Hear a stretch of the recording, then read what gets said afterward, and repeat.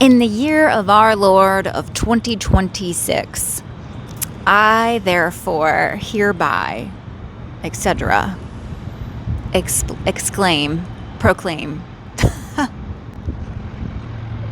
Okay, seriously. In 2026, I am going to take a really hard look at avoidance, because what I've realized is I continue to choose avoidant people to be in relationship with because I myself am avoidant. But really what I mean by that, more so than relationship-wise, is I become avoidant of facing things that make me anxious. So I want to talk about it. I'm teaching a lot about learning to sit in your feelings. I think learning to sit in the anxiety was one that I was just skipping over because I want everyone's nervous systems to feel so relaxed and at ease, because that's how we create dreams. Sometimes, though, in order for our nervous system to have that capacity, we have to sit more in the anxiety. I know. We just want to rush out of it because we have all the tools, right? I used to look at anxiety as a punishment, as if I'm not doing the work right, as if I'm not regulating enough, and as a response to all of the trauma. And when I started to look at it as a message, it gave me a softer light to look at it through. I went to watch the monks do their walk for peace, and it was really an inspiring thing to witness. There was so many people, and what it showed to me was that the collective is desperate for peace. And something that really spoke to me was watching the monks remain peaceful no matter how much chaos was around them. And they, I do not believe, were ready for Atlanta and the amount of people that showed out for them and showed up for them. And yet, they were so gracious, so peaceful. They did not judge. They came from a place of love. They held space.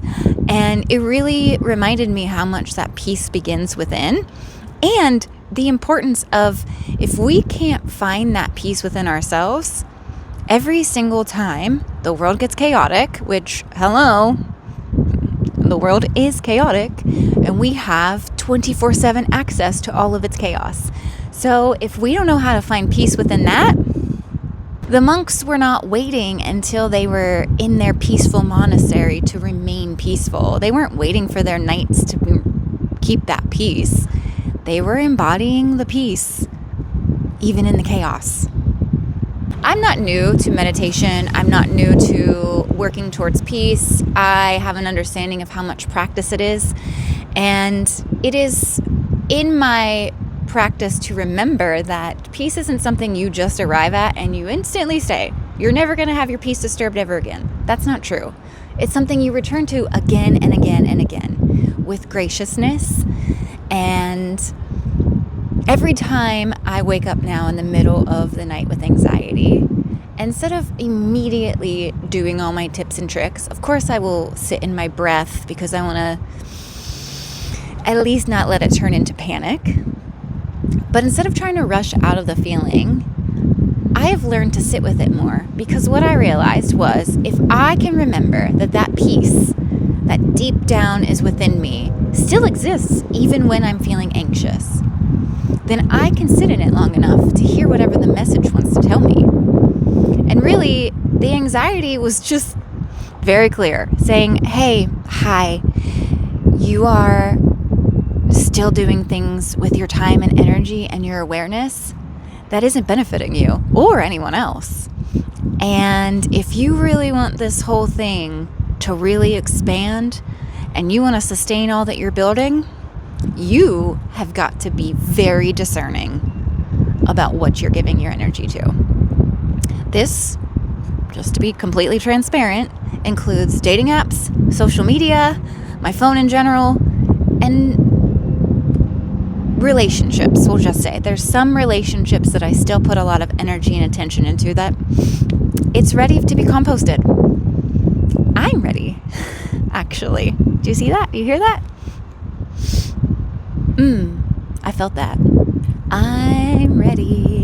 So I was thinking about the monks who just walked so quietly and gently throughout all of the chaos that surrounded them in this walk. And I think our anxiety would like to walk through us the same.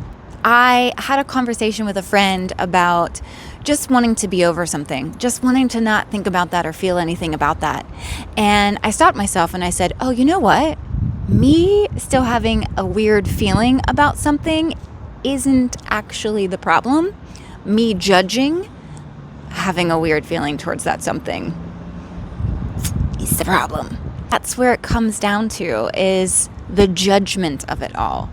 The minute I judge myself for having an experience, I keep myself there. The minute I release the judgment and I allow myself to be wherever I'm at, understanding that at some point I will be somewhere else, suddenly I don't carry the same urgency to solve whatever feeling I'm in. And this speaks more to alignment, to being very discerning about what gets my energy.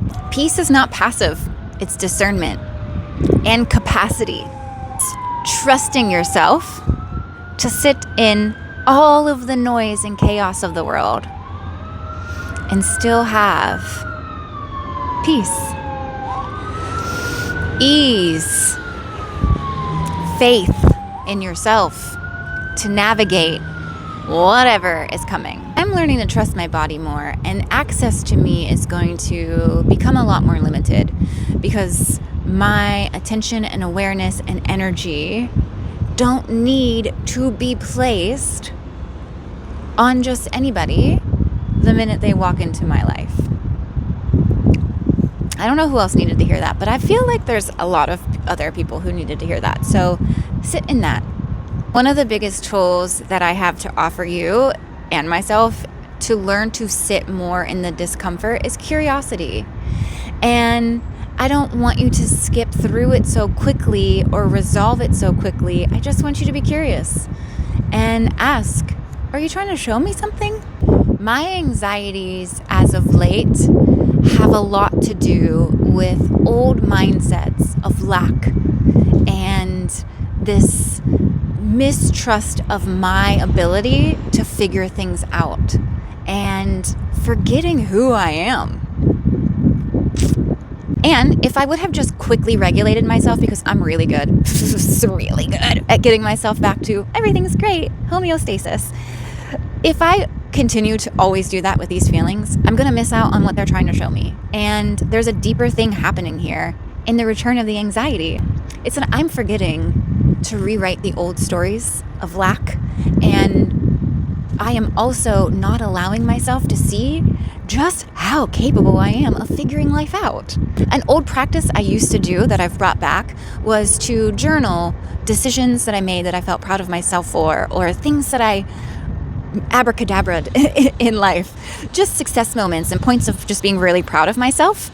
And I found my old journal where I had started doing this, and I've added to it. And reading through my list of, you know what, you have a great track record of making a beautiful life for yourself and figuring out how to navigate every challenge was such a beautiful reminder to myself that the old story that it keeps repeating needs to go. Girl, bye. How do you rewrite an old story? Well, you have to start making different choices and actually really hone in on your awareness of the fact that you are making new choices. And so, like I said, at one point in my life, I would become extremely avoidant when I got overwhelmed. I would shut down and I would be like, I don't have the capacity to handle whatever this is, plus everything else. And now I am no longer repeating that story, and I'm doing the things that seem like they're going to shut my system down. And then afterwards, perhaps the most important, I cement that into my brain, I write it in my journal, and I say out loud, girl, you did that. You did that. You didn't avoid it, you did it. And the thing about avoiding something because you're feeling overwhelmed and anxious, it doesn't make it go away. It makes it build. Perhaps if you continue to wake up with anxiety or have anxiety throughout your day, the thing you're avoiding isn't actually helping you. It's contributing to said anxiety. So there's a really powerful thing that I don't think we speak about enough, which is the power of closing the loop.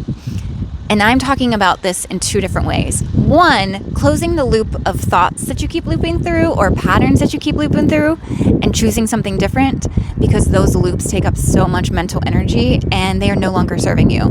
Two, closing the loop by doing the things that you know you need to do or doing the things you say you're going to do, because that is the best way to build confidence within yourself. Because when you say, I'm no longer going to do this, and you really don't, you believe yourself.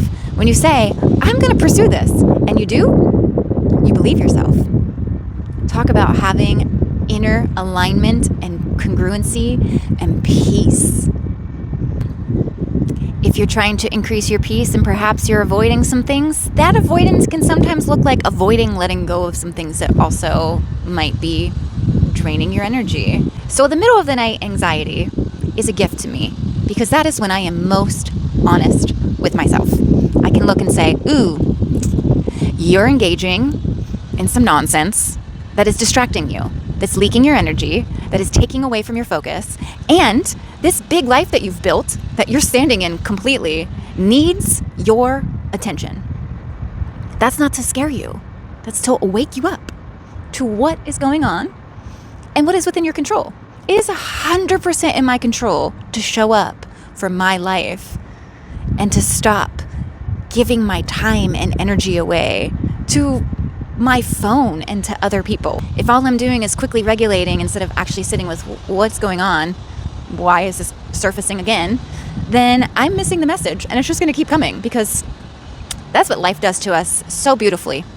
It just brings things over and over and over, just like this noise, until you face it. You change things. You make different choices. You do the things you're avoiding. Remember that the peace that you're creating in your life through showing up for your life will ripple out into the world. I promise you that. So please, yes, do your breath work, do your meditation, do your things to keep your nervous system regulated. 1,000,000%. Tend to yourself. Create little pockets of your day that are sacred and that are only for you, giving your nervous system peace. But also, when things come up, don't rush yourself out of it. If you want to build capacity, sit in it. And by it, I mean everything that's coming up. That's how you grow. Peace is not the absence of discomfort. It is the result of letting the experience complete itself. So, anxiety arises because something needs to move through you. If you don't rush and you learn to sit in it, capacity is built. And if you then sit with the feeling long enough, you will be given information as to what the message is. And the loop is completed. Okay, say it with me. Sensation, presence, information, choice, peace. The crows would like you to trust yourself in 2026 and feel and heal and face and do all of the things you've been avoiding so that you can have true peace.